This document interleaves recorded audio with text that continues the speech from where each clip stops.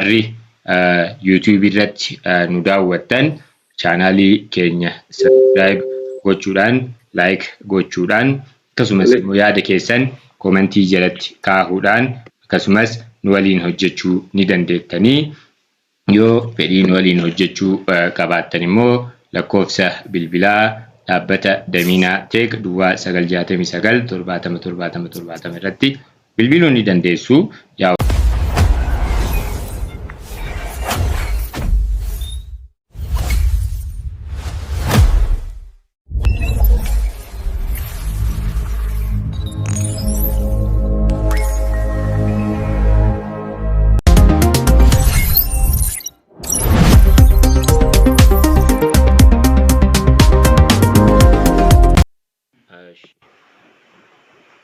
Ashama baga gara dhaabbata Daminaa Tech jalatti marsariitii digital marketingii Turushoppitti nagaan dhuftan jenna. Warri YouTube irratti nu hordofaa jirtan yaa'u marii bareedaa kana yookaan leenjii bareedaa kana daawwachaa chaanaalii keenyas subscribe gochuudhaan yaada keessan immoo commentii jala kaa'uudhaan like fi immoo share gochuudhaan nu jajjabeessaa jenna. Yaa'u gara marii keenyaatti dachaana jechuudha. Dan gara marii keenyaatti wayitii deebinu yaa'u leenjii fi gabaasa yaa'u viidiyoon keenyaadha. Leenjii gabaasa hojii fi gabaasa hojii Turushoppii kan ji'a Oktoobarii ilaalla. Yaa'u viidiyoo keenya har'aatiin tokkoffaa leenjii addaa haala barreeffama bareedaa faayilii waliin hidhuun websaayitii keenyatti hidhannee galii websaayitii keenyaa itti dabaluu baranna jechuudha. Kana jechuunis kanaan dura viidiyoo wal barsiisneen yookaan leenjii wal barsiisneen amma advance godhaa jirtan jechuudha. Kanaan dura barreeffama qofa waliin barannee amma immoo faayila itti hiina jechuudha. PDF akkaataa itti hiinu wal barsiisne jechuudha. PDF'n websaayitii tokkoof baay'ee gumaacha ol'aanaa ta'e waan kennuuf jechuudha. Okay. Itti aansuun immoo haala qabatamaa hojii AdSense ilaalla jechuudha. Haala qabatamaa hojii AdSense ilaaluu jechuun mee hagam ani akka hooggansa Turushoppitti hangam hojjedhee jira kan jedhu haala qabatama YouTube kiyya 2023 fi 2021 keessa haga hojjetaa ture isinitti agarsiisa jechuudha. So akkamitti achi gahuu dandeenye ka jedhullee waliin ilaalla jechuudha. Itti aansuun immoo yaa'u gabaasa hojii ji'a taree dhiifama gabaasa hojii ji'a taree waliin kan ilaallu ta'a jechuudha. Akkasumas immoo dhumarratti akkaataa hojii ji'a Noovembarii kan mari'annu ta'a jechuudha. Maal hojjechuu qabnaa? Maal irratti xiyyeeffachuu qabnaa? Kan jedhu irratti xiyyeeffannaa jechuudha. So halduree armaan gadii guuttachuu qabna jechuudha. Akkamitti fakkeenyaaf galmi keenya jechuudha. Kan abbiyyaansi ji'a lama booda akka Euro 5,000 gahuudha. So akkamitti Euro 5,000 ji'atti hojjechuu akka dandeenyu ilaalla jechuudha. Kunis kana gochuuf immoo yaa'u haldureen guutamuu qabantu jiranii. Innis halduree armaan gadii guuttachuu qabna. Tokkoffaa halduree qarshii 5,000 Euro 5,000 ol hojjechuu keessatti wanni nu barbaachisu turtii websaayitii tokkooti. At least ji'a lama ji'a sadii websaayitiin tokko turuu qaba. Google irratti baay'inaan jaalatamaa ta'uu qaba. Lammaffaan immoo barruulee websaayitii irratti qophaa'u irratti hundaa'a. Barruu babbareedaa baay'inaan barreeffamuu qaba jechuudha. Inni sadaffaan yaa'u faayila amma isinii jechaa jiru yookaan immoo PDF websaayitii keenya irratti hidhuudha. Akkasumas dhumarratti immoo yaa'u gama kanaan fakkeenyummaan bara 2021 kaasee hanga 2023 hojjechaa oole kan waliin ilaallu ta'a jechuudha dhumarratti. Okay. erga kana goone booda akkaataa isaa sirriitti wal garsiisna jechuudha. So bu'uuruma kanaan mee jalqaba warri miyuutiin goone ammas miyuutii nuuf godhaa. Fakkeenyaaf Zaakirfaa warri miyuutiin goone miyuut godhaatii dhaggeeffadhaa. Miyuut godhaatii dhaggeeffadhaa. Kilaasiin erga dhumatee booda leenjiin erga dhumatee booda dhumarratti nu gara wanni kennaatti gara gaafiif deebii isiniif kennina jechuudha. Sanyiin faa miyuut godhii miyuutiin goone. Namoonni biroollee kan miyuutiin goone miyuut godha. Ayiwaa. So mee haala yuuroon 5,000 ji'atti hojjetamaa gaafa jennu mee qabatamaan isinitti agarsiisu. Maaliif ani hojii websaayitii kanaa fi hojii AdSense irratti turtii dheeraa qaba. Ani 2000 fi websaayitii jalqabuun kiyya 2016 monetize godhadhee qarshii guddaa irraa nyaachuun jalqabuun kiyya immoo 2018-19 irraa kaaseeti gaafa haga 2023 dhumaatti 24 irratti AdSense'n cufee ture. Gara waggaa 4 baay'ee hojjedhee ture jechuudha. Kanarratti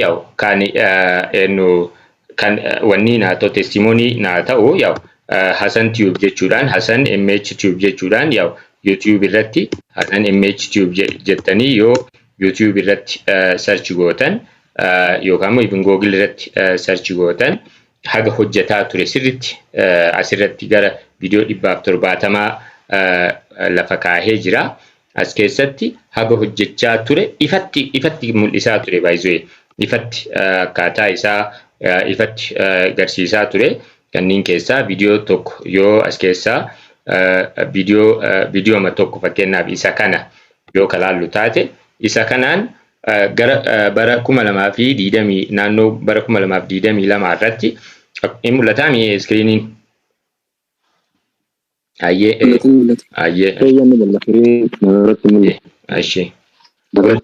warri iskiriiniin isinitti mul'anne ol deema gara olii deema gara olii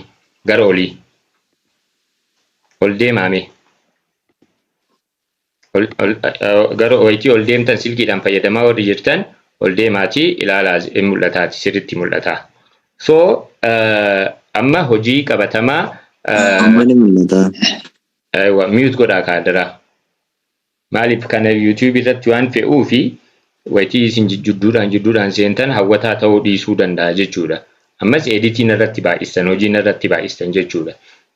So akka fakkeenyaatti websaayitiin kun bara 2022 keessatti itti hojjetaa ture. Akkuma argitan abdiipress.com jedha websaayitiin kun jechuudha. So websaayitii kanarraa jechuudha guyyaa tokkoon akkuma argitan yuuroo 372 hojjechuu danda'ee jira. ግን yuuroo 100 amma kenna websaayitiin kenna baay'ee bareedaadha. Nutrishoppiin wanni isa hanqate maalinni turtiidha. Turtii fi ammas hanqina nurratti mul'atuu fi malee garas deemna ammas hojii qabatamaa isinitti agarsiisu jedheeti kana isinitti agarsiisaa jiru jechuudha. Yuuroo 372 guyyaa tokkotti today so far mul'ata asirratti today so far hagan hojjedhee qaleessa ka jedhu sanirratti immoo yuuroo 74 hojjedhee page RPM'n akkuma asirratti argitan gara yuuroo 898 page view kuma tokkoon yuuroo 898 argachuu danda'ayu. Garuu yuuroo 300 tana page view 415 qofaan argachaa kan turedha jechuudha. Okay, ammas viidiyoo dabalataallee asirratti isinitti haa mul'isu. Ammallee kan 5,000 itti hojjetaa ture jechuudha. Ammallee ishii Hasan sagaleen qulqullina hin qabu baajira ni gala. Okay, ammallee kiyyamoo amma wanni isin bira na fakkaate malee ana biratti hin dhaga'amu? Hin dhaga'amami? Networkii keessanii. Viidiyoo tun harkaa beekan. Viidiyoon ol haxaa'i gara olii deemi. Gara olii deemi ol jira viidiyoon iskiriiniin ol jiraati. Ol jira. Iskiriiniin. Jechuun sagaleenis qulqulluu ture beektan amma sagaleen nagaatti qulqulluudha gara. Ammallee qulqulleessinaa. Gara wanni itti aseennu. Laa qulqulluudha iyyuu. Warri kunillee yoo isin jalaa tare wanni irratti waan kaa'uuf YouTube irratti waan kaa'uuf yookaan bor yookaan iftaan sirriitti ilaaltan leenjii isaa jechuudha. Connection keessan illee ta'uu danda'a. Isinii galee YouTube irratti akka dheengaddaasan isinii kaa'a. Warri haaraa seentallee adaraa mute godha. Mute godha warri amma Zaakir Aliyyi Siraaj. Mute godhaati dhumarratti na gaafattu gaafii sa'aatii isinii kenna. Dafnee haafit. Zaakir Siraaj mute godhi. Ayyee. Okay. Ayya. Ashi. So. Nuni aboo mute godhaa kana mana. Okay. Okay then. Asitti adeebi'u. Ashi. Okay. Ammas asirratti akkuma okay. Ammallee mul'ata wanniin yaa presenting yaa sirriitti mul'ata. Ammas gama kanaanillee no CPC galii ol'aanaa irraa argachaa kan ture keessaa yoo ammas viidiyoo biraa yoo ilaalle tokko kunooti guyyaatti hanga yuuroo dhiifama kanarra immoo kan hoyyaayu guyyaatti hanga yuuroo 5,000 kan hojjechaa kan itti ture maaliif kana isinitti garsiisuu fi qabatama hojichaa akka sirriitti ilaaltaniif jechuudha.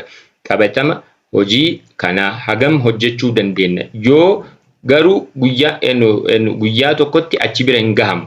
Guyyaa tokkotti achi bira hin gahamu. Sabriidhaan waan sirreessanitti achi bira gahanii so qabatama hojii kanaa sirriitti isinitti haa mul'isu yaada jedhuun garana dhufe jechuudha. Okay. As biratti viidiyoo kana fakkeenyaaf yaa kunillee YouTube hiyyaa viidiyoo kana yoo ilaalle mul'atan fakkaate look guyyaa tokkotti yuuroo 409 hojjedhee jira jechuudha.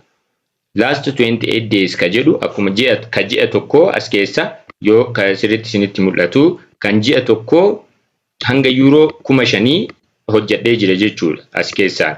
So kan hanga yuuroo 5,000 guyyaa tokkotti argitanii yuuroo 409 torbaan tokkotti immoo yuuroo 2,600 hojjechuu danda'eera jechuu as keessaan. Baalaansii keessatti immoo yuuroo 2,722 argitanii. So kuni ka ta'ee websaayitiin kun turtiin websaayitii kana of course kan ture ta'ee okay dhiifama.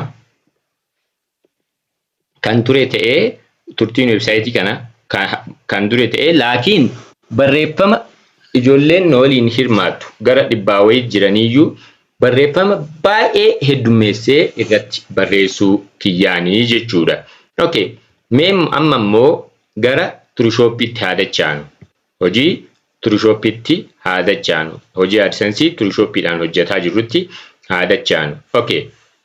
Gara na wayitii dhufnu ji'a taree jechuudha. Guyyaa 28 keessatti yuuroo 100 Turushoppiin haaraa websaayitiin kun haaraadha. Haaraa gara amma addisii monetize ta'e amma akka haaraatti qarshii hojjechuu jalqabee jechuudha.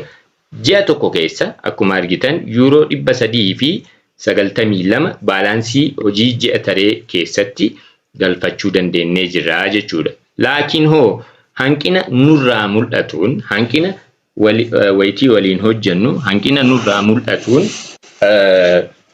amma strike waan jedhantu jira. Strike amma fakkeenyaaf TikTok irratti illee hin dhufa. TikTok irratti illee ni dhufa yookaan YouTube irratti illee ni dhufa. Fakkeenyaaf strike yookaan immoo maal jedhama TikTok irratti na ibsime ka TikTok irratti maqaa isaa strike hin dhufu. Warningiin nutti dhufee jira jechuudha asirratti.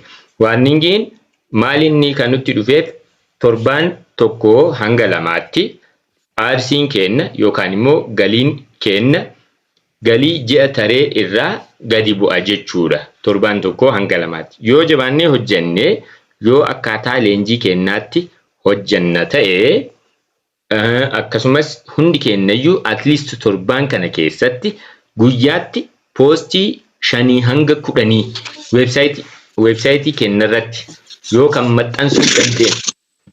Okay. Nunni ka mute goone. Mute godha dara warri haaraa seentanillee mute godha. Okay. Yeah. Ashi. Yoo kan maxxansuu dandeenya ta'e achi jabaannee yoo kan maxxansuu dandeenyu ta'e striking kun nurraa ka'a. Torban 2 qofaafi. Sababni strike kana policy center keessa seennee yoo kan ilaallu taate yookaan immoo ad serving limited kan nutti dhufe August 27 irratti jalqaba.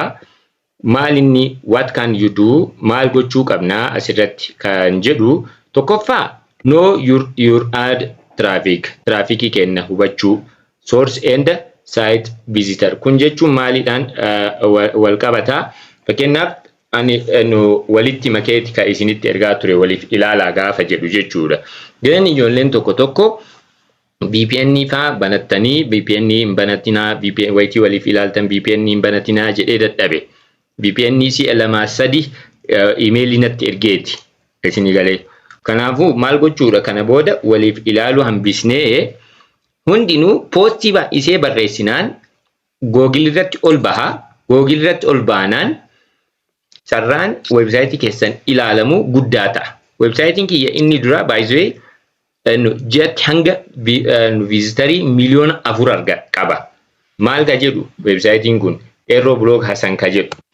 Aero Blog Hasan jettanii kun Aero wayitii jedhuyyuu akka search result itti as keessaan dhufa. Aero Blog Hasan ka jedhu kun isinii galee as keessaan. Kuni amma website zamana dheeraadhaaf turedha. Barreeffama gara 10,000 ol qaba isinii galee. Gan barreeffama qabaachuu isaatiin search irratti callisee maqama wayitii ol baasu ol bahaa jechuudha isinii galee. Kanaafuu akkasitti ol baasuudhaan visitorii guddisuu dandeenya jechuudha. Inni lammaffaa ads website keessan irra dhufu never click your own ads. Ads keessan yookaan immoo beeksisa website keessan irratti dhufu click gochuu hin qabdan isin jechuudha. Inni sadaffaan irra deddeebiidhaan kan nu rakkisee avoid partnering with parties you don't trust. Nama dhaabbata amanamaa hin taane waliin hin hojjetin jedha. Kuni maal inni zirzirin isaa VPN-dha. Virtual private network waan jedhamu jechuudha. Virtual private network gaafa bantanii waliif ilaaltan akkuma reefu isiniin jedhe kanama tokkootii miti kan miitan. Kanama tokkootii miti kan miitan, ka dhuunfaa keessaniitii miti kan miitan, ka walii galaati kan miitan jechuudha. Silaa striking kun dhufuu baate ji'a kanallee ani akka an karoorfadhetti ji'a kana ji'a tare euro 300 fi euro 300 fi 90 wayii hojjennee jira. Ji'a kana garuu guyyaa guyyaadhaan euro 100 hojjechaa deemnaa yaada jedhu qaba tureeyyu. Laakiinoo yaa'u AdSense akkuma dhaabbata kamittuu fraudii yookaan immoo waa achi barabbaruu hin jaalatu. VPN-dhaan waa laaluun immoo waa achi barabbaruudha. Isinii kafalaara, nasaa isinii kafalaara Google'n. Google'n nasaa wayitii isinii kafalu akka barreeffama keessan irratti hundaa'uudhaan beeksisni babbareedaan yoo dhufe isinii galee beeksisa san irratti hundaa'ee galii isinii kennaadha. Share isinii godhaa jira. Silaa website namni hundinuu silaafittuu banachuu isaa hin hafu isinii galee. Kanaaf gama kanaan sirritti hubannoo argachuudhaa qabdu kan jedhuudha. VPN avoid VPN hanga waliif ilaaluun illee hin hambisaa jira. Waliif ilaalu jechuun gaafa waliif ilaalu hambisu amma hojiin keessan hojii dhuunfaa ta'a jechuudha. Dhuunfaa keessaniin website keessan page view website keessanii guddifattanii jechuudha. Eshi gama kanaan mee Google'n hangam revenue Google AdSense irraa haga argatee fi hangam haga kafale kan 2024 riipoortii haalaan.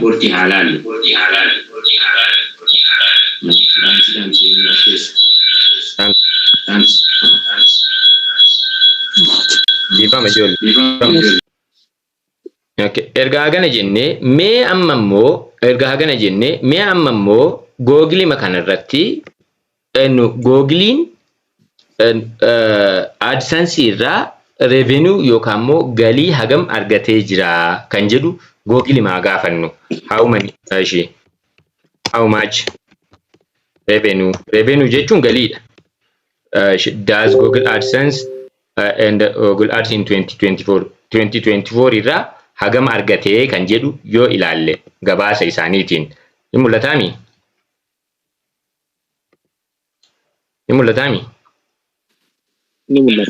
Balleessi. Ayshi kuno bal'isaara. Ni mul'ata. Aywa. Look. Ayyee amma na dhaggeeffadha asirratti. Look. Amma maal jedha asirratti? How much Googlein galii hagamii argatee hagam immoo kafalee jira ka jedhu gaafanne. Look, Google revenue from Google Ads in 2024 was approximately $269.94 billion. Dolara biliyoona 269. Dolara biliyoona 269 argatee jira jechuudha. 2024 qofa irratti jechuudha. Kanarraa parsantii 60 eenyuuf kenneera? Warra websaayitii qabaniif, warra YouTube qabaniif Googlein kafaleera jechuudha. Kana parsantii 60 yookaan 50 yoo goone jechuudha. 269 yookaan immoo 250 lamaan wayitii hirrumee qataa gara doolaara biliyoona 130 ol. 130 ol namoota websaayitii qabanii fi namoota YouTube qabaniif kafalee jira. Baay'inaan ka kafale warra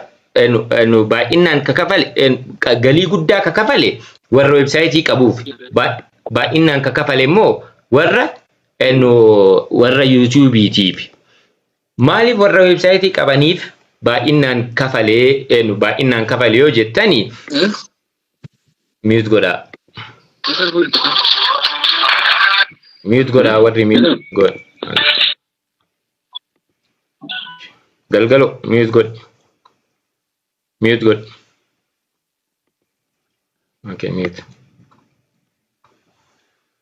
mute godha warri haraallee seentan adraa please mute. Okay. Mute gotani. Mute. Yoo mute ngone isin baasu kiyya. Carraa guddaadha kuni. Okay.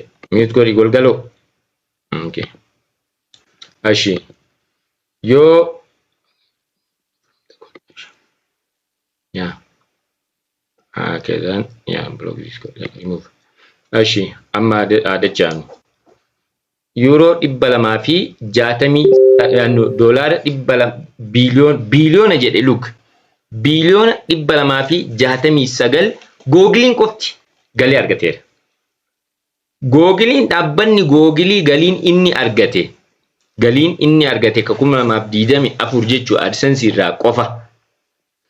Galii biyyoota hedduu walitti dabalamee kakanaatu caala baay'ee. Kakanaatu caalaa jechuudha. Nuti maal godhaa jirra? Kanarraa sheerii fudhachuuf deemaa jirra jechuudha. Sheerii waan Googlein hiraa jirurraa sheerii fudhachuuf deemaa jirra gaafa Google AdSense bannu jechuudha. Kana wayitii goonu asirratti Google AdSense isaarratti hagam haga argachuu dandeenyu kanaan durallee isinitti agarsiiseera. Ammallee ifatti isinii haa kaa'u asirratti. Asuma keessa Google AdSense jedhee search gootan jechuudha Google irratti. Achi Google AdSense ka jedhutti seenna. Google AdSense kunooti adsense.google.com ka jedhu kanatti wayitii seennu. Page view meeqaan hagam haga argannu as biraan nutti himti. Fakkeenyaaf gara gadii wayitii deemnu as biratti maal jedhaa? See how much you could earn with AdSense. Hagam AdSense waliin argachuu akka dandeettan ilaalaa jedha. As bira wayitii dhufnu fakkeenyaaf websaayitiin keenya baay'inaan isaa kaatagoriin isaa faayinaansiidha. Faayinaansii irra kaahee riijiniin keenya immoo Europe, Middle East, Africa waan ta'eef Afrikaa irra kaaha. Amma faayinaansii irratti ji'atti jechuudha. Ji'atti minimum nama nama 50,000 arginu mul'ata misiritti nama 50,000 page view 50,000 jetti argannaan hanga your potential earning kenna hanga euro yookaan dollar 2,500 jetti argachuu dandeenya jechuudha. Wayitii kana guddistan page view as biratti fakkeenyaaf 100 yoo sogoone kan ja'a asitti akkana wayitii goon kun asitti akkana guddataa deemaa jechuudha. Maximamiin yaa'u kan namni ja'a gara miliyoona 10ti namni maximamii page view miliyoona 10 argate euro yookaan doolaara 514 jetti argachuu danda'a. 10,000 page view 10,000 argachuun cimaadha. Miliyoona 10 argachuun cimaadha. Kana dhiisnee mee 50,000 yookaan immoo 100,000 yoo goone euro please mute godha.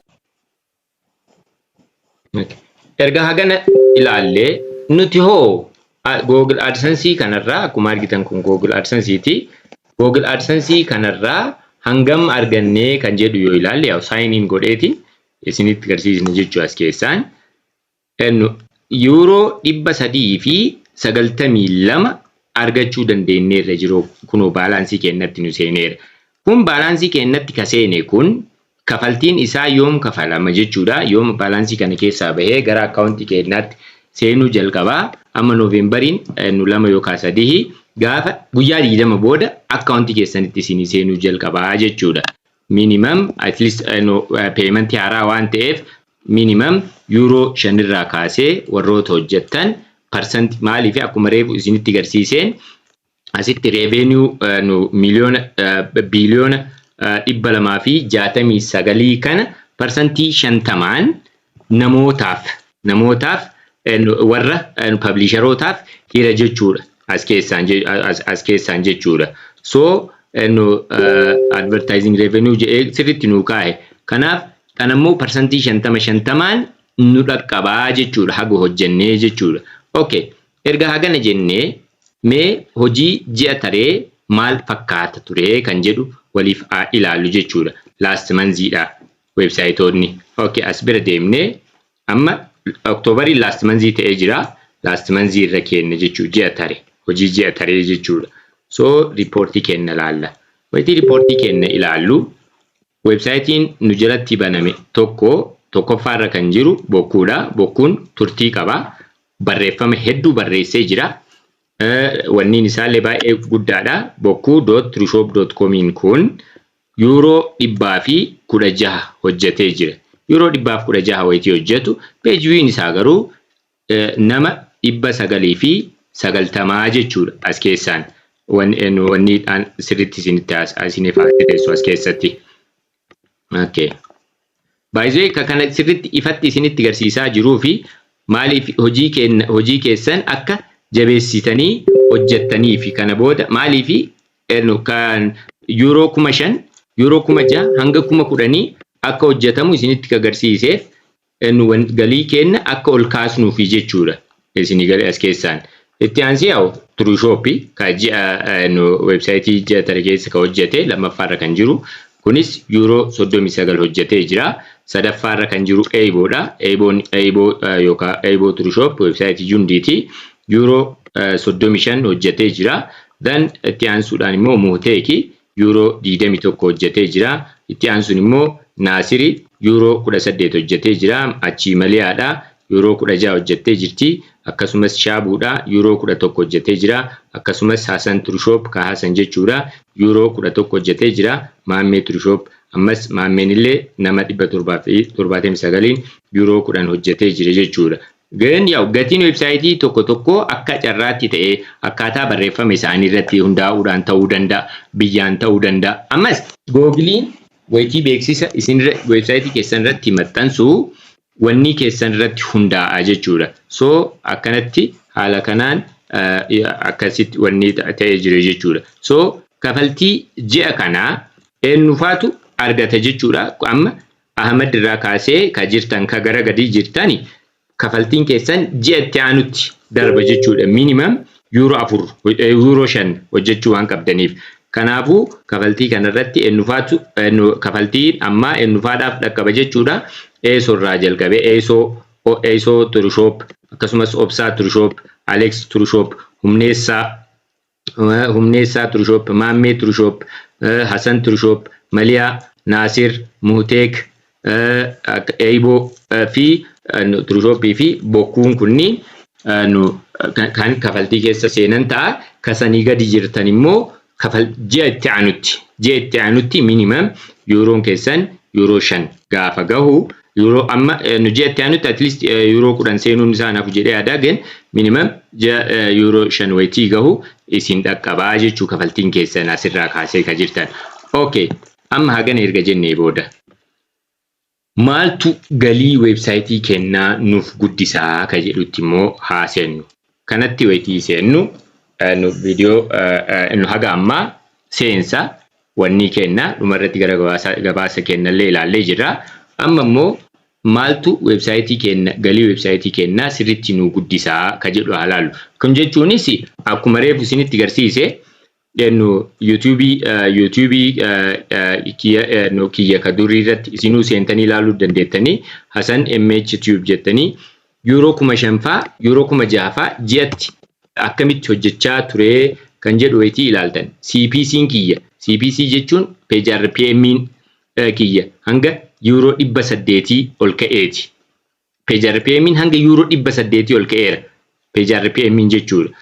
CPC'n immoo hanga okay, hi CPC then hi CPC jedhee kunoo AdSense keessatti okay, how to earn kun maaf 25 CPC boost earning maximize your CPC ka jedhu fakkeenyaaf kanallee yoo ilaalle video hedduu hojjedheeraan baay'ee ji'aan hojjedhaan video dur keessattuu zamana dure Eeboon beekana fakkaate jundiin si hordofee jira naan jedhe as keessatti video hedduu hojjedheera video 100 fi waa'ee websaayitii kana video 100 fi 70 ol hojjedhee jira kaasirra jiran isin galee kuno amma fakkeenyaaf afaan oromootiin high CPC AdSense jedhee video hojjedhee as keessa kaahee jira 2023 keessa waan argataa ture as keessa kaahee. Look amma page RPM'n gaafas argataa ture meeqa jedhaa 143. Page view 300 qofaan meeqa argadhe yuuroo 43 argadhe. CPC'n kiyya yuuroo 1 oli gaafas jechuudha.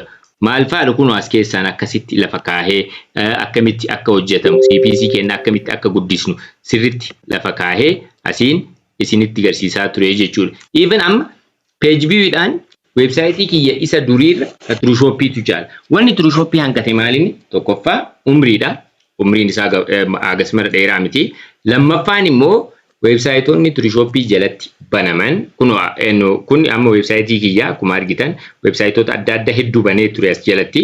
Then websaayitoota kanarraa wanni adda isa godhu maalinni namoonni websaayitii kanarratti hirmaatan hedduun isaanii faayila PDF websaayitii isaanii irratti fe'aa turanii jechuudha. So kanaafuu barreeffama gaarii waliin PDF akkamitti feena kan jedhu video gara koorsii kenna yookaan immoo boqonnaa kenna lammaffaatti seenna jechuudha. Boqonnaa kenna lammaffaatti seenna jechuudha. Amma kanarraa ofirraa dhaabe jechuu asitti.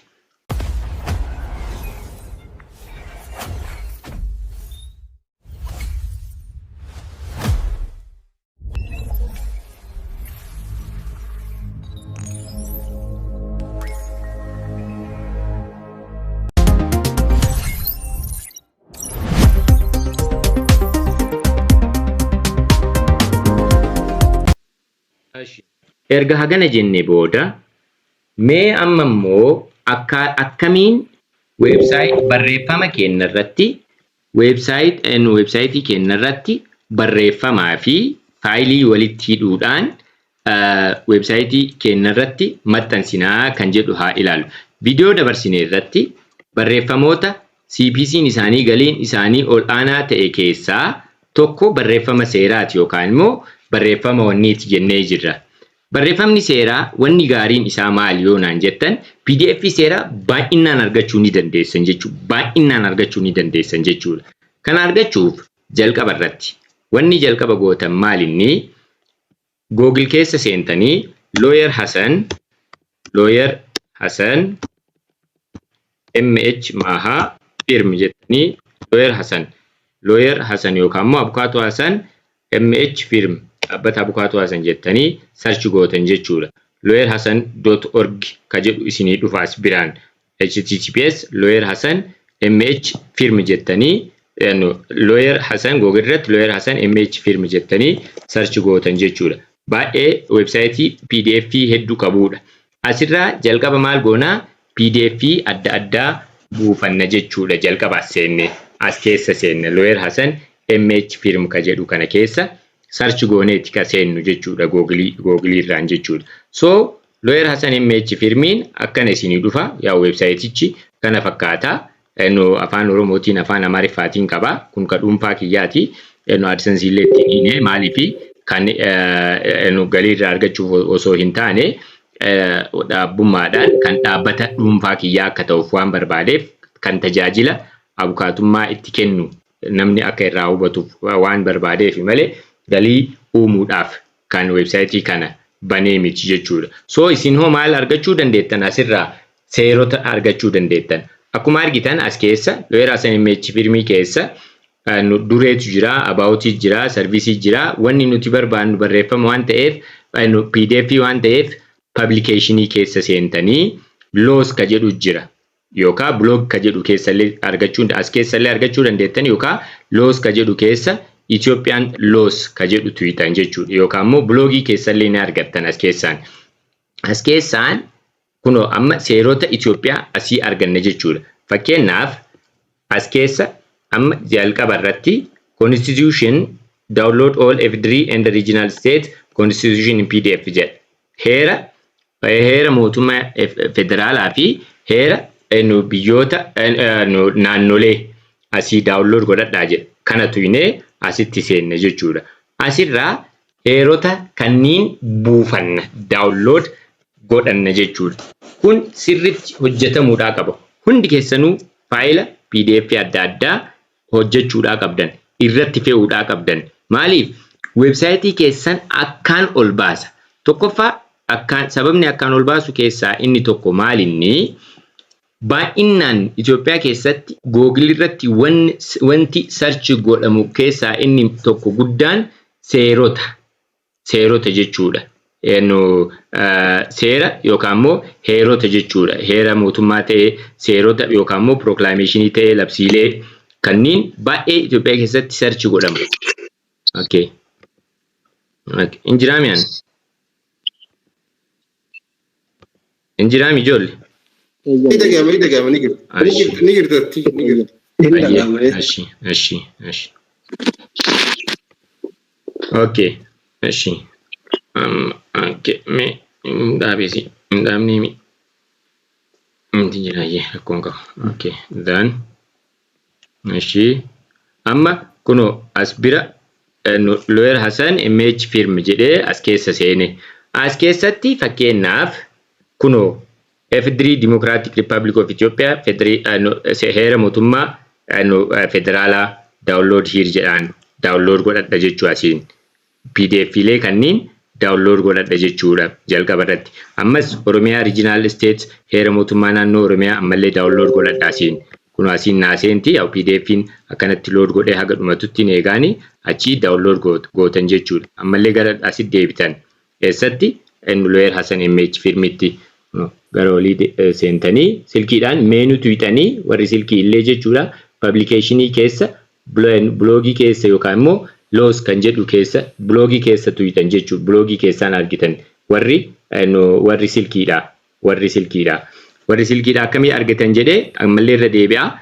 Publicationii keessa seentanii blogii tuwitan. Warri kompiitaraan fayyadamtan immoo laws tuwitanii Itoophiyaan laws ka jedhu kana keessa buufattan jechuudha. Fakkeenyaaf kunooti amma heera mootummaa naannoo Oromiyaati ammallee download godhadhaasiin kanallee PDF bakka tokkotti lafa kaahaa download godhaa kanas ammas kun immoo Constitution of Federal Democratic Republic of Ethiopia heera mootummaa naannoo federaalaati kanallee download godhadhaa. Ammas kabira immoo gara duubaa deebi'ee PDF meeqa qabaas keessaa 11 qaba. Amhara Regional State ka jedhu kanallee download godhadha. Akkasumas Tigray Regional State ka naannoo Tigray kana ammas kan Affaar ka jedhu kanniin download godhadha jechuudha. Akkanatti download godhadha jechuudha. Haala kanaan download godhadha akkanatti download godhadha jechuudha. Akkasitti yaa'u bakka tokkotti akkanatti download godhadha. Ammas kanallee haala kanaan download erga gootanii booda garam deemtu gara websaayitii keessanii deemtu jechuudha. Gara websaayitii keessanii deemtu jechuudha. Amma fakkeenyaaf an gara websaayitii makiyyaatti haa seenu. Fakkeenyaaf haslow.trueshop.com ka jedhutti. Amma haslow.trueshop amma ilaa asirratti wanni gaariin maali ifa ka isinii godhu. Fakkeenyaaf haslow.trueshop jedhee jechaan Google irratti yoo search godhee ol baha. Keessanillee check godha jechuun Googlein websaayitii kiyya jaalatee ol baasee jira kunoo haslow.trueshop jedhee jecha kana qofatti galchee malee linkiidhaan search gooneemi argitanii. So websaayitiin kiyya websaayitiin Trueshop jalatti banadhe jechuudha. Ol baha achi kana tweetan jechuudha. Asiin tweetan share goone waan goone gan yaw websaayitii kana bargita haaraa bane ani yaw dhimma barruulee seeraa irratti maxxansuudhaaf bane gizee waan arganneef baay'inaan irratti maxxansine jechuudha. As erga seenee booda maal godhaa dan nu dashboardii kiyyatti seene jechuudha. WP jedhee admin ka jedhu kun yaw wanni garamitti isin geessa WP hir'isu admin ka jedhu gara websaayitii keessanii dashboardii keessanii isin geessa jechuudha. Login page keessanitti isin geessa. Mute godhaa warri mute hin goone. Mute godhaa. Please mute godhaa. Wandimu haga amma nagaa ture mute godhaa ayyee. Then yaw gaafa bootum verification isinitti dhufuu danda'a. Okay, dhiifamas bira. Yeah. Gaafa boot verification isinitti dhufuu danda'a. Yaw bootii isaa galfadhaati achi haala kanaan username keessanii fi password akkanatti galfattan jechuudha.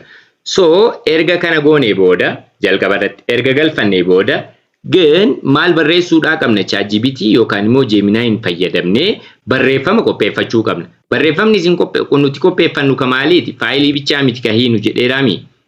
Gemini bira deemnee yookaan immoo AI tokko bira deemnee barreeffama qopheeffanna. Fakkeenyaaf an ChatGPT jaaladha. ChatGPT seenee waa'ee heera mootummaa federaalaa afaan Oromoodhaan naa barreessi jechuu ni danda'a as keessaan afaan Ingiliffaan illee barreeffachuu dandeettan. Mee afaan Oromoodhaan naa barreessu jedhaan waa'ee heera mootummaa federaalaa Itoophiyaa akkana godhee F3 then Constitution barreeffama dheeraa naaf barreessi. Barreeffama dheeraa dheeraa ka jedhu dheeraa jedhee dheeraa. Okay, kanaan durallee leenjii fudhannee irraa akkaataa barreeffamatti qopheeffannu irra deddeebiidhaan kan qopheessinuuf sirriitti akka isinii galuuf dheeraa naaf qopheessi. Mute godha naaf barreessi jedhaan akkanatti isinii galee then send godha jechuudha ChatGPTdhaan. Even ChatGPTin silkii irratti immoo wanniidhaanuu isinii barreessiti kunoo afaan Oromoodhaan naa barreessu jalqabde waa'ee heera mootummaa federaalaa dimokiraatawaa Itoophiyaa jettee kunoo barreeffama. Mute godhaa jennaan okay. Barreeffama waa'ee heera mootummaa federaalaa dimokiraatawaa Riippaabilika Itoophiyaa naaf barreessi jedhee ChatGPT gaafadhee barreeffama akkanaa naaf kenniteerti. So wanni amma ijoolleen teenya maal dogoggoraa jirti kana guutuu akkuma isinii barreessiteen kana guutuu copy kaastee akkuma jiruun copy kaastee add title bakka jedhu irratti ijoolleen galchitanii jirtan. Kun dogoggora cimaa dogoggora websaayitii keessan akkaan isin jala ajjeesu keessaa isa tokko jechuudha. Jalqaboonni copy kaastan isa kamii yoo jenne isii tan argitanii waa'ee heera mootummaa federaalaa Dimokiraatawaa Itoophiyaa akka jettu yookaan immoo waa'ee taayitilii jedhee gubbaarra akka jiru isii tan kophaa kaastan kooppii kaastan isii tan kooppii kaastanii garana deemtanii gara weebsaayitii keessanii deemtanii dan niw ka jettu tuyinee poostii keessa seenaa jechuudha bakka poost jettutti tuyina ida'uu kana tuyinee jechuudha. Dan poostii keessa seennee as keessatti isii kana tuyinaa jechuudha haala kanaan achi yaa'u poostiin naa dhufaa bakka kuni taayitiliidha. Taayitilii jechuun waa'ee namni sun dubbisuuf deemu isinii galee fakkeenyaaf kitaaba akkanaa yookaan barreeffama akkanaa yookaan amma fakkeenyaaf saayinsii naannoo kutaa 8ffaa akka jedhan san ifa isinii galee asirratti ijoollee. Kanaafuu okay ishii ammas gara naa dhufu. Dhiifama. Ishii dan as biraa dhufu. Ishii dan akkuma reefu isiniin jedhe waa'ee heera mootummaa tajettu tun kophaa kooppii kaati tun achi eessa deemna add post ka jenneerraa mireefu add title nuun jette as keessatti. Title jechuun ijoo jechuudha as keessatti ijoo as keessaan kenna jechuudha asitti. Ijoo kenna as keessa kenna jechuudha. Itti aansinee garana dhufuudhaan immoo yaa'u barreeffama kana asirraa kaasnee seensa ka jedhu irraa osoo hin taane as biraa kaasnee asirraa kaasnee akkanatti kooppii kaasne hundayyuu as hagaachi haga dhumaatti akkanatti marayyuu filannee haga dhumaatti haga xumura haga jedhutti achi dan me hagaasii heerri kun barbaachise ga jedhullee yaa'u hagaasii sabni guddaa Itoophiyaa kan biyya hedduu taatee nagaa qabajuu hundaa'uu fi seera barbaachisaa maali jedha.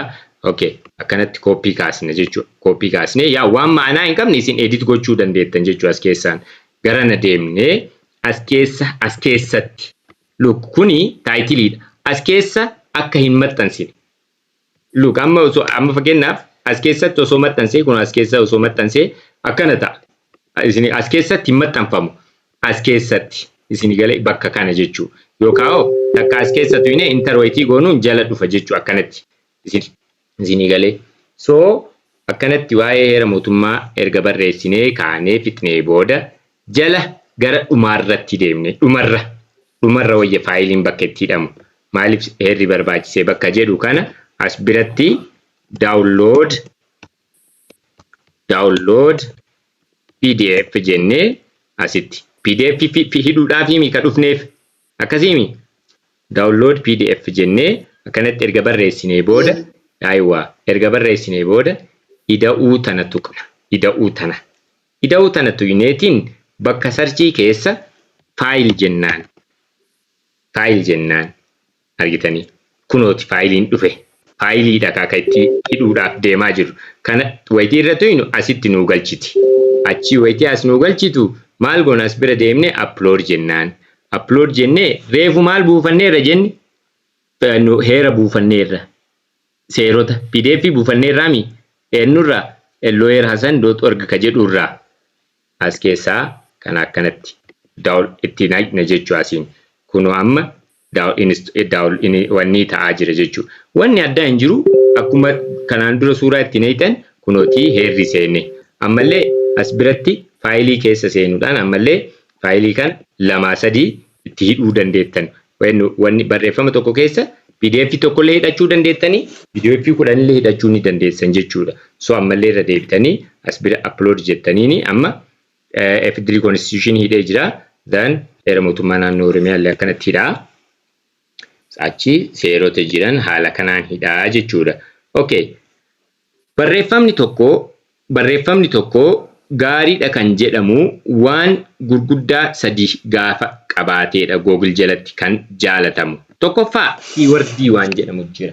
Keywordii jechuun focus keywordii yookaan immoo jechama barreeffamichaa jechama addaa. Jechama kanaan gaafa search isin godhaman tan akka Googlein ol isin baasu. Fakkeenyaaf jechamni isin fayyadamtan websaayitiidhaan adda ta'uu danda'a. Fakkeenyaaf ani maal jedhee fayyadama jechama kanaaf fakkeenyaaf as keessaan waa'ee heera mootummaa federaalaa kan jedhu jechama kana fayyadamuu danda'a. Isin immoo mootummaa federaalaa dimokiraatawaa Itoophiyaa jettaniif jechama fayyadamuu dandeettan. keywordii naa kenni jechuu ni dandeettan. As keessatti asillee deebitanii ChatGPT'dhaan isin galee ChatGPT'dhaan give me yookaan immoo give me focus keyword yookaan immoo keywordii naa kenni jechuu ni dandeettan. Keywordii bareedaa akka isinii kennituuf. Focus keywordin kun FDR constitution kun baay'ee isinii kenniti. Isinii galee heera adda keywordii fakkeenyaaf tokko kana fayyadamuu danda'a, tokko immoo kana fayyadamuu danda'a. Kanaafuu amma ani kana haa fayyadamu fakkeenyaaf dan heera mootummaa federaalaa kun Itoophiyaa kana haa fayyadamu. Dan tana haa fayyadamu. Isii tana as keessaan fuudha. Eessa seenti? Paaraagiraafii yookaan immoo paaraagiraafiin maal jedhama kun ijoollee? Paaraagiraafiin afaan Oromoodhaan natti himame. Rakkoon qabuuf gala. Warra galleettu jira. Paaraagiraafiin natti hima afaan Oromoodhaan amma na jalaa baddeeti. Keewwata. Akka aywa. Aishi galatoomii Raamis ammiitu godha. Amma keewwata jalqaba irratti keewwata jalqabaa keessa keywordiin sun jiraachuu qaba. Kunooti keywordiin asin naaseeneera. Yoo hin jiraanne heerri mootummaa federaalaa dimokiraatawaa kunoo hagaasii Itoophiyaa hagaasii kana fudhachuu danda'a. Isii tana kooppii kaafadha. Yookaan immoo isii kanallee fayyadamuu danda'a. FDR constitution kan jedhu jechuudha. Akka fedhii keessaniiti. Amma advance godhaa jirraami xiqqoo dabalaa jirti kilaasii kenna tareerraa ammoo amma akkasii manichi barreeffamni barumsi illee akkasii bar advance ta'aara isin guddataara bar akkasii aywa kanaafuu wayitii waa hojjettan garuu hin sodaatina dhiifama eessa bira kaayise okay hin sodaatina akkuma ta'ettu barreeffamaa fi faayilii ittiidha garuu advance aan isin barsiisa. Advaansicha isin galee isin barreeffama barreessitaniimi faayila itti hiitaniimi yoo feetan keywordii filattanii maaliif itti aansitanii filachuu dandeettan haa ta'u malee har'aa fi boruu erga keessattuu erga viidiyoo YouTube ilaaltaniin booda barreeffamicha akkaataa wanniitiin keywordiitiin babbareechitanii wanni gochuudhaa qabdanii jechuudha. So fakkeenyaaf heera mootummaa ka jedhu filachuu danda'a fakkeenyaaf heera mootummaa ka jedhu isa kan jecha matana jechuudha. Jecha matana fudhadhe. Jechamni kun eessa fa'aa seenaa taayitilii irratti headingii irratti. Headingii jechuun kun ijoo amma kun seensarraa aanee ijoon lammaffaa maalummaa heera mootummaa jedha. Achi uumama heera mootummaa jedha akkana argitanii. Uumama heera mootummaa jedha akkanatti seensistan jechuudha. So keewwata jalqabaa dhumarratti wanni nuti galchinu tokko jira. Maalinni suuraa imeejii as keessattuinee imeejii filan imeej jennaan. Dhiifama. Okay, maaliif akkana naan jedhe? All post gaafa akkana argitanii edit wayitii godhaa jirtanuu gara duubaa gaafa isin jalaa deebi'ee maal gootan ammallee dashboarditti gaafa isin jalaa deebi'ee all post keessa seentanii akkanatti bakka post jettu tana seentanii all post keessa seentanii achi kuno draft keessa isinii ta'a as keessaan draft jedhee isinii ta'a waa'ee heera mootummaa ka jedhu kan wayitii irra tuwitan irra deebi'ee dhufa jechuu akkanatti irra deebi'ee dhufa then restore backup jettaniini achi gara waan jalqabdan gara akkasitti isin deebisa.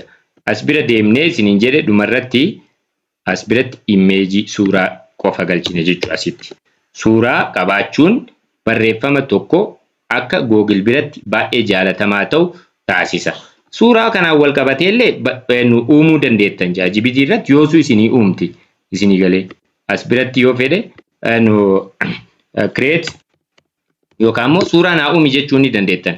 Create Ingiliffaan ajajuu jaaladhasaniif. Create feature image for the blog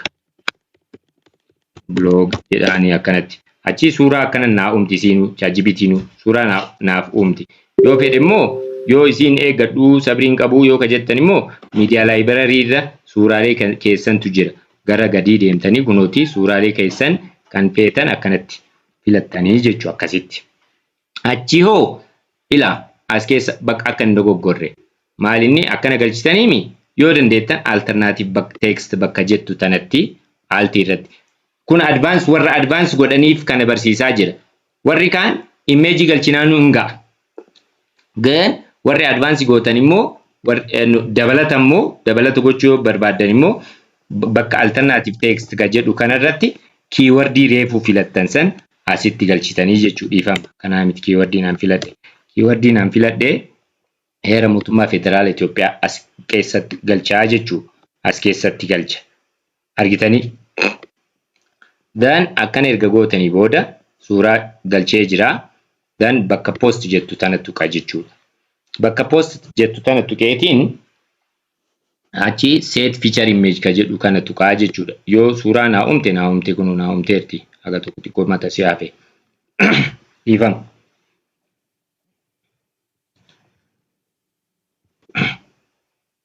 Dhiifama tinni naan jedhe. So as keessatti feature image haga dhufutti eegnu. As biratti immoo jala bu'ee ammallee slug bakka jettu tana slug ka jettu tana isii tana tuqee ammas keywordii kiyya keywordii reefu filadhe kun soo dhiifama keywordii reefu filadhe kunis heera mootummaa federaala Itoophiyaa ka jettu tana asitti naqaa jechuu as keessatti dhiifama kana jalqaba irraa kaasu kan irraa kaasee akkasitti heera mootummaa federaalaa ka jettu tana galchaa jechuudha keywordiin kiyya asitti illee seente achiyoo jala deemee as keessatti kanaan durallee screenshot dhaabeera. Okay, dhiyaate galato. No, godhaa jira. Ashi. Amma reefu kaataagooriin kun kaataagorii maaliiti? Wow, bahee jiraan ijoollee jira. Okay, bahee jira jechuu argite. Fayyimi ankeetan. Aywa. Okay. Screen share isin yaa godhu. Amma screen mul'achuu isaanitti himtanii yaa. Okay. Mul'ataami screen. Mul'ataami ijoollee. Ashi. So maalirra dhaabne image uumuu irratti dhaabne. Okay, dhiifama. Ashi. Suuraa uumuu irratti dhaabne ChatGPT-dhaan jechuudha. So kunoo suuraa naa uumteerti. Kana download godhadha jechuudha tana. Kan erga download godhadhee booda achi feature image keessa seenee feature image ka jedhu keessa seenee as keessatti upload godhaa. Achi select file jedhaani faayilli kun maal inni suuraadha. Isa kana filadhaa jechuudha. Wayitii kun seenu yaa feature image jechuun wayitii barreeffamni tokko maxxanfamu suuraa gubbaarratti taa'u jechuudha. Fakkeenyaaf kun amma websaayitii kiyyatti yaadachaan ammallee websaayitii kiyya keessa bloogii keessa yoo seentan lawyer.hasan.org keessa bloogii keessa yoo seentan as keessatti kunoo amma kun feature image hin qabu hin bareedu akkaataan taa'umsi isaa argitanii kunniinoo suuraa alaabaa Itoophiyaa akka qaban kunniin mul'ataami kunniin amma feature image qaban jechuudha. Feature image jechuun suuraa gubbaarratti taa'u. Suuraa share wayitii gootan dhufu jechuudha. Isin galee. Kanaafuu as keessa seentanii as keessa seentanii feature image kana set feature image jennaan jechuudha. Kana ChatGPT ka jedhu kana title isaa irraa kaasee set feature image jedhaan jechuudha. Akkanan naa seente. Kaataagoriin yookaan immoo kaataagorii jechuun maal afaan Oromootiin? Middibii yookaan garee yookaan immoo barreeffamni kun waa'ee maaliiti? Waa'ee seeraatiini? Caasaa jechuudha. Caasaan isaa maal keessa ramadama? Waa'ee seeraati bar. Akkasiimi? Barreeffamni kun. Ramaddiin isaa waa'ee seeraatiimi ka barreessini? Waa'ee seeraati. Kaataagorii seera jedhu asitti uumnaaf jechuudha. Si'a tokko qofa uumna as keessatti nu hubadha sirriitti. Si'a tokko qofa uumna. Yoo hin jiraanne nu fakkeenyaaf an kanaan dura uumee jira. Loos blog jedha kunooti. Seera jedhee. Yoo mute godha. Inni kana dhabsiisaa jiru. Mute. Baay'ee salphaadha. Advance godhaa waan jirruufi waan dhibu fakkaata malee poostii gochuun baay'ee salphaadha baay'ee asirratti hubannoo akka argattan isinii galee. So loos blog keessatti kaataagorii uumaaf yookaan immoo yoo feetan immoo akkana kaataagorii uumtan jechuudha. As keessaan kunuun fakkeenyaaf seerota barruulee seeraa jedhee isinii galee amma barruulee seeraa erga barreeffamni kun barruulee seeraati. Erga barruulee seeraa takka wayitii uumu al kaataagorii kan jedheetu ka barruulee seeraa jedhee asitti new category name ka jedhu as tuqa then add category jedhaan. Amma parent category jechuun barruuleen seeraa kun maal keessatti siifaa taa'uu jechuudha. Fakkeenyaaf category adda addaa jira. Business category jira, expert akkuma website keessanii adda adda isinii galee as keessaan. Amma loos blog ka jedhu keessa yoo akkanaaf taa'u barbaade akkana godheetiin kana tuqee parent category haadhoo category haadhoo caaseeffama kam jalatti loos blog jalatti godheetiin yookaan immoo ofii keessanii uumtanii akkanatti aadi jettanii jechuudha. Kana booda barreeffama afaan Oromoodhaan yoo uumtan barruulee seeraa jecha uumaa hin ooltan. Maal gochuudha? Asuma deemtanii isima tana click gochuudha. Kanan durallee viidiyoo hojjedheera, viidiyoo sanillee sirriitti ilaalaa. Kunoo kanneen clickii gochuudha qofaa jechuudha.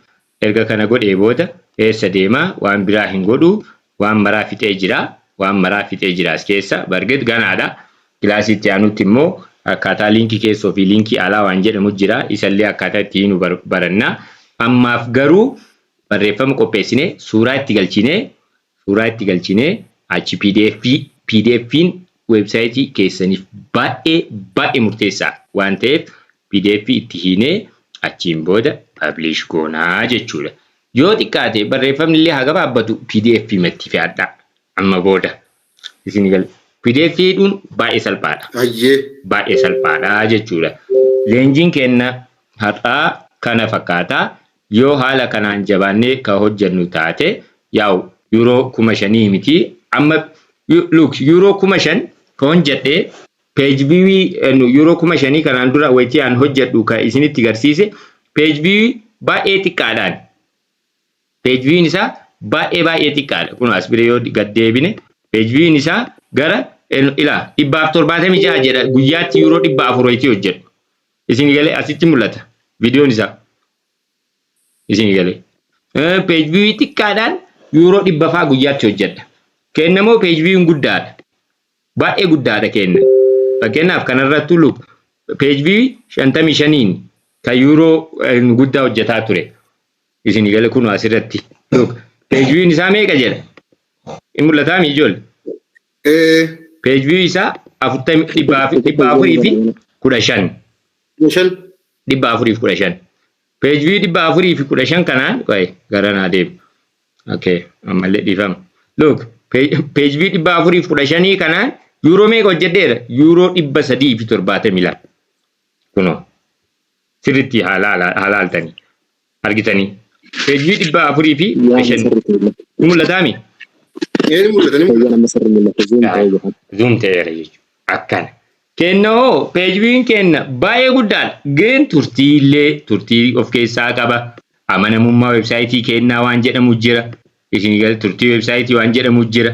As gahuudhaaf maal carraaqiidhaan achi gahama. Guyyaa tokkotti namni hundinuu wayitii suuqii banatu, wayitii gabaa wayii banatu, guyyama banate miliyoonaraan ta'u. Suuta deemaa ol ka'a. Isin galee. Hin dhaga'amani? Yaa akkuma sanii hojiin websaayitii illee har'uma kaatanii birrii 10,000 euro 10,000 euro 50 guyyaatti hin hojjettan kana beekaa. Birrii 50 birrii 10 hangaafa dhiifama bakka hin taane kaa'e. Hangaafa ji'atti birriin 500 gaafa naaseentu har'a maal naaseene gaafa jedhu qaba. Isin galee as keessatti. So kun garuu ka ta'eef websaayitiin kiyya bara 2019 monetize ta'ee ji'atti euro 5,000 argachuu jalqabuun kiyya 2020 fi 21 waggaa lama booda. San dura ji'atti 1,000 argataa oola. Isin galee. Page view immoo hin qabu gaafas akkuma reefu isinitti agarsiise. kenna hoo peejii guddaa qaba. Silaa limited ta'uu baate kunoo waan an torbaanitti argadhu kun guyyaatti argataara. Turishoppiidhaan. Mul'ataa miti? Argitan. Kun turishoppiidhaan waan ani guyyaatti argadhu waan ani torbaanitti ji'atti argadhu turishoppiidhaan garuu guyyaatti argataa jira. Wanni xiqqaatteef maali? RPM kun ol ka'uuf maali? Hojii kennarratti plus hojiin keessan dhuunfaa keessaniin ilaala hubadhaas keessatti. Fakkeenyaaf bokkuu turishooppii ilaala. Bokkuu turishooppii googirratti sarchii godhame ofii keessanii akkanumaan callisaati bokkuu jettanii akkanumaan bokkuu finxabaas jedha. Turishooppii keessan galchina. Bokkuu finxabaas. Sinigalee finxabaas. Bokkuu turishooppii osoo hin jedhin ifam. Bokkuu finxabaas. Then okay. Akkanatti sarchi godhame. Kunoo bokkuu finxabaas take solution jettee dhufti. Google irratti. Wanni akkana dhufeef maalinni yoo naan jettan bokkuu kanarratti barreeffama hedduu barreesseera. Isin galee hedduu barreesseera. Hedduu baay'ee hedduu ta'e bokkuu turishop gaafa jedhemaa zirziriidhaan naa fida kunoo. Zirziriidhaan naa fida. Kunoo detail isaa takka takkaan tokkoffaa irratti fide bokkuu turishop gaafa jedhe. Keessan hoon dhufa barreeffama gaafa baay'istan kunoo bloogiin isaas jalaan dhufa. Linkiidhaan nuun barbaanne. Googiliin websaayitii keessan gaafa jaalatu ol isinii baasa. Maaliif nama hedduu jira rizaaltii meeqa jira? Rizaaltii tokko irratti 10tu jira asiin 10tu jira. Gara rizaaltii 100tu jira bokkuu finxabaas ka jedhu kanaan jechama kanaan. Isaa maaliif ol ba'e kunoo barreeffama hedduudha kan inni barreesse. Faayilallee hin qaba. Chaanaalii keenya subscribe argitanii gochuudhaan like gochuudhaan akkasumas yaada komentii jalatti kaahuudhaan isinillee haala kanaan barreeffadhaa haala kanaan post godhaa achi waliin ilaaluu gadi buufnaa maaliif ijoolleen VPN-dhaan ilaalaa nu rakkisaa waan jiraniif waliin ilaaluu kanarra hundinuu ofii isaa haa guddifatu. Novemberii kana Telegrama isinii qopheessinee jirra. Keessatti Facebook isinii qopheessinee jirra. Warri Facebook gurguddaa qabdanillee akkuma nuti isinii qopheessineef isinillee ammayyuu dhaabuu waliin nu gargaaraadha. Wal gargaarree namni hojiitti haga ofii qaba. Amma garaana jedhuun oltuu jira. Kanaafuu viidiyoo kiyya har'aa ammayyuu gara websaayitii dhibba jira. Kanammoo maaneej gochuun baay'ee nama rakkisa waan ta'eef kanaafuu hundi keessanuu akkasitti wanni godhaa.